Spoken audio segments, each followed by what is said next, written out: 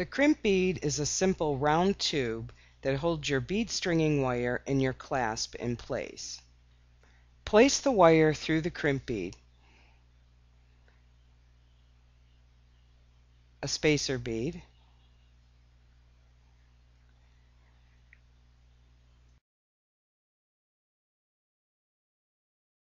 around the loop on the toggle bar.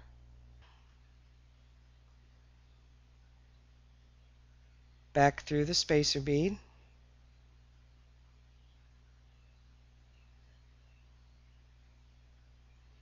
pull it snugly, and again back through the crimp bead.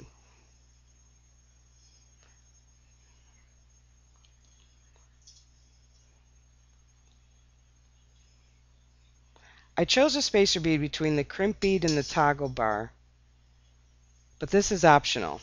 It will help eliminate wear and tear on the crimp bead in the long run.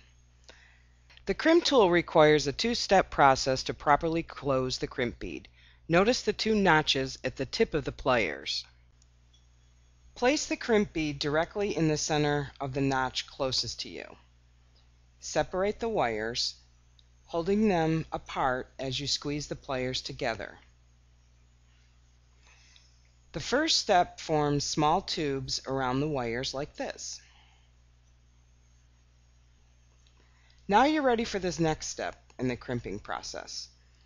Place the crimp in a vertical position in the notch on the crimp tool farthest away from you, making sure the wires are in a vertical centered position. Squeeze the pliers, and this will form a fold that looks like this. Cut off the excess wire and begin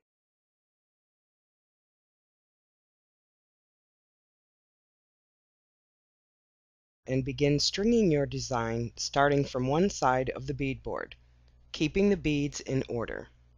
When you get to the pendant or focal bead, double check your pattern for accuracy.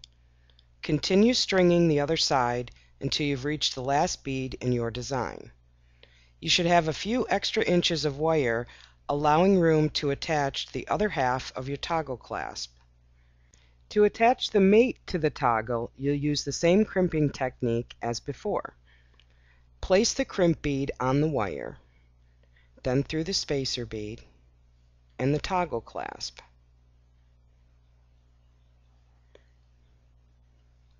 Bend the wire around the loop on the toggle and then back through the spacer bead and crimp bead.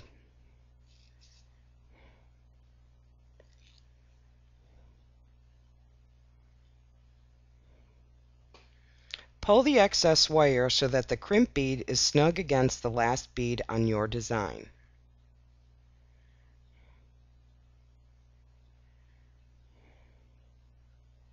When possible, string the first bead through the excess wire and trim just below the bead. In our design, the holes in the pearls were too small to fit the excess wire.